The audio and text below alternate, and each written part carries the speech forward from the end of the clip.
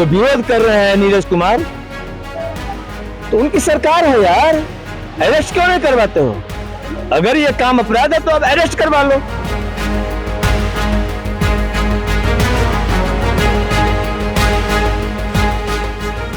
हमारे बहनों के दामन पे हाथ उठाएगा, उसकी हाथ काट ली जाए तो कोई बुरा भी नहीं।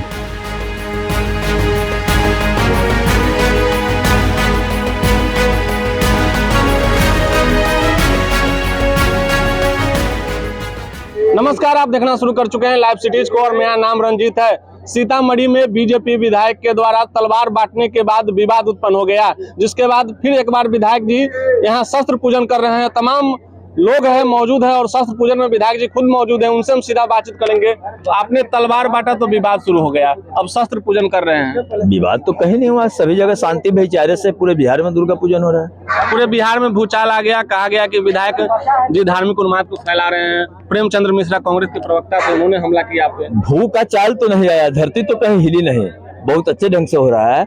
लेकिन जिनका विवेक हिल गया, जिनका सनातनी धर्म के उद्भव के कारण जिनका दिल दहल गया, ये तो उनके विवेक शून्यता का परिचायक है। इसमें भूचाल करना कोई विषय है? आज शस्त्र पूजन किया गया है, क्या संदेश देंगे समाज को? शस्त्र पूजन आज नहीं, शस्त्र पूजन आदिकाल से होता है, सनातन काल से शस्त्र पूजन होता है। समाज को संदेश क्या देना है? आज राष्ट्र सेविका समिति द्वारा हो रहा है, संघ की शाखा है, राष्ट्र सेविका की बहनें हैं, वो अपने बहनों को सशक्त बनाएंगी।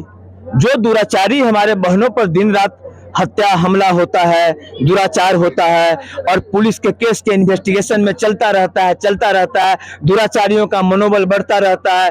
कोई दुष्कर्मी राजनेता उसके पक्ष में फोन करता है, कोई कुकर्मी विधायक उसके पक्ष में फोन करता है, कोई कुकर्मी धनी आदमी उसके बचाने का प्रस्ताव रखता है। तो बहनें खुद से सशक्त होंगी, बहनें खुद अपना रक्षा स्वयं करेगी, अपना स्वाभिमान जगेगा।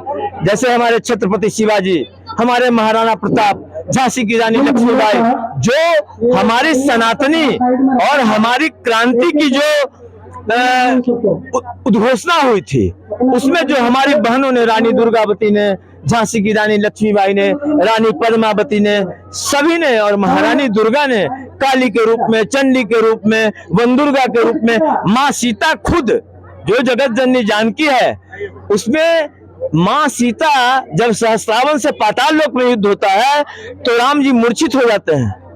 तो माँ सीता वहां काली का रूप धारण करती है और सहस्त्रावन को वहां मारती है। उसके बाद राम जी का मूर्छा छूटता है। तो बनदुर्गा के रूप में जब वाल्मीकि आश्रम में रहती है गर्भावस्था में, उसी समय बनदुर्गा का नाम, सीता का ही नाम बनदुर्गा है। और उसी अवस्था में जब लव कुश को शिक्षा देती है, तो ऐसी शिक्षा देती है जो ना वशिष्ठ दे सके, ना विश्वामित्र दे सके।